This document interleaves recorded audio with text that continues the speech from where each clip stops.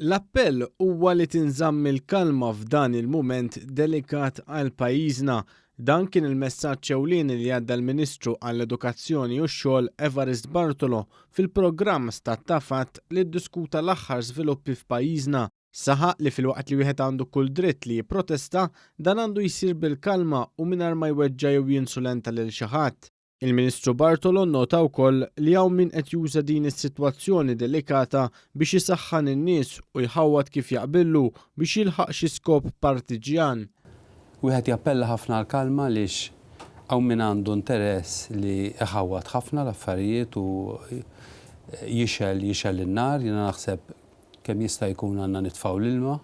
Titfa' l-ilma mhux biex qisu ma qed jiġri xejn, imma biex l-affarijiet isiru f'sens ta' spiritu demokratiku u f'sens li iva protesta jekk għandek xi tajt għajdu imma m'hemmx għalfejn tweġġa' nies, m'hemmx għalfejn tinsulenta nies, m'hemmx għalfejn tattakka nies. Fl-istess programm intervjena l-Ministru għall-Affarijiet Ewropej u l-Ugwaljanza Edward Zammit Lewis.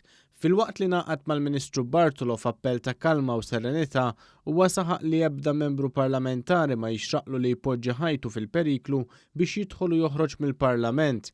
Dan fil-waqt li saħaq kif Gvern Laburista se jaħdem bis-serenità biex ikompli joħloq il-ġid. Aħna wieġbu bil-ġid li qed nagħmlu l-poplu. Ikkalmaw, il-Gvern Laburista se jibqa' hemm. Ma ġara xejn, għada se nkunu hemm. U se nibqgħu kien kunu pionieri biex nżommu l-kalma fil-pajjiż, biex nżommu s-serenità, biex naraw li l-Maltin u l-Awċin jimxu l-qudiem. Zammit Lewis irrimarka li l-appoġġ tal-grupp parlamentari u anke issa tal-Eżekuttiv Nazzjonali li taw vot ta' fiduċja unanimu fil-Prim Ministru juru kif il-Partit Laburista huwa maqut. Tenna li bil-fatt Gvern Laburista mmexxi mill-Prim Ministru Joseph Muscat qed jieħu d-deċiżjonijiet u jara li l-istituzzjonijiet qegħdin jaħdmu mingħajr ma jħarsu lejn wiċċ ħadd.